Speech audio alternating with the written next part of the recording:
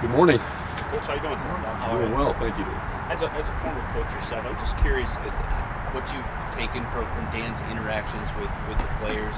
Obviously, rough start of 0-3, but just to keep them involved, they seem still pretty motivated, and maybe just the players' reactions to Dan through this stretch as well. Well, one of my impressions is I think that's one of Dan's strengths. You know, what you see is what you get with Dan.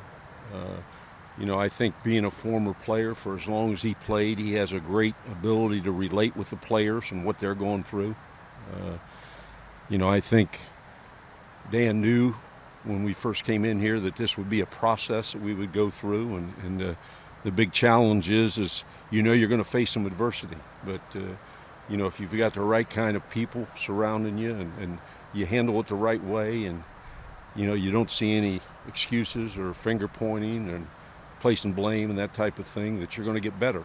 And we certainly have not done what we wanted the first 3 weeks, but I think our team's improved, and to me that's an important part of the process. Tom, I'm curious, you kind of led the Houston Texans through their first few seasons, and I don't know how similar or different the situation is, but it's a very, very young roster, and some elements of a rebuild going on here. What can you take from that experience, and I guess what did you learn that you can help Dan and Aaron apply here? Well, starting two expansion teams, you know that you're going to have some adversity to go through. And I look back and I think of the first year back in 1995 at Carolina, and we started 0-5 like a typical expansion team. But to me, the key was we had the right type of people in that locker room. They continue to come out and work hard every day, and sooner or later, you see improvement, and we were able to go from 0-5 to win 7 out of the last 11 games, and then the next year we won 13 games. So I've seen the process work in terms of surround yourself with the right kind of people, have a great work ethic, be able to focus on improving every day. It's not easy at first because, again, it's hard to win games in the NFL, as we know. I mean, last week was a great example of that. We improved, we put ourselves in position to win the game. Unfortunately, we didn't. So now you've got to put that behind you. You learn from it, you refocus, and you go back to work, try to find a way to win against the Bears this week. I think that makes perfect sense to build out the character of the roster first. Is there on-field benchmarks that you look to that indicates that you're starting to maybe turn a corner as a franchise? Well, the thing I'm encouraged by is the number of young players that are participating for us. And the only way young players get better is if they're out there playing. And then you see that there's going to be some bumps in the road, but as long as they're improving and we're making progress, to me those guys are going to be the foundation we build on. How similar or different is this roster versus that first one in Carolina or the one in Houston? Well, I think in certain areas, we've got some established good players, but we're playing an awful lot of young players, which you do when you're starting out.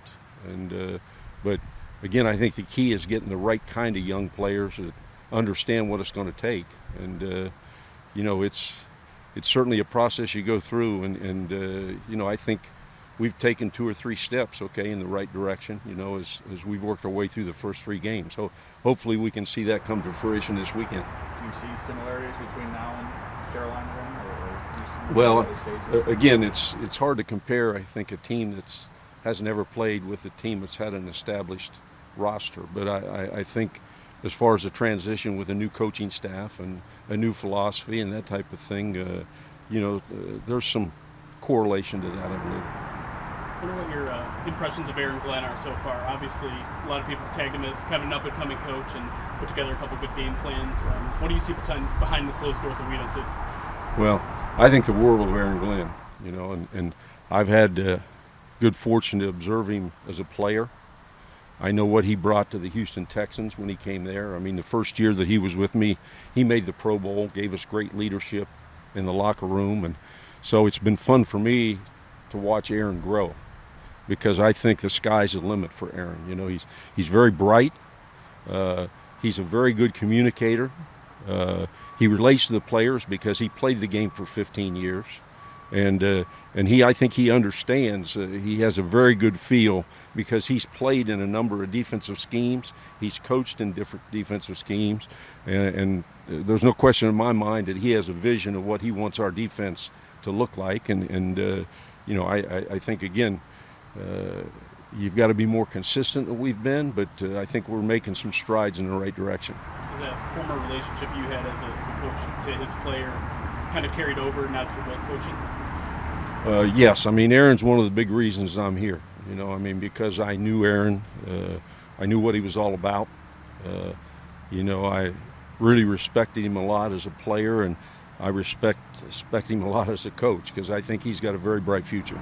We know you're a sounding board for the young coaches here in the profession, but what does your day-to-day kind of look like here down? Well, I just try to contribute in any way that I can. You know, sometimes that's being a good listener, and if you have an opinion that you think's worthwhile, then you express that opinion, and if you don't, you don't.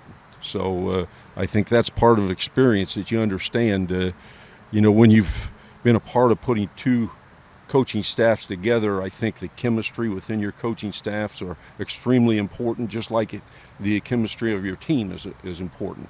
And so I try to contribute wherever I can.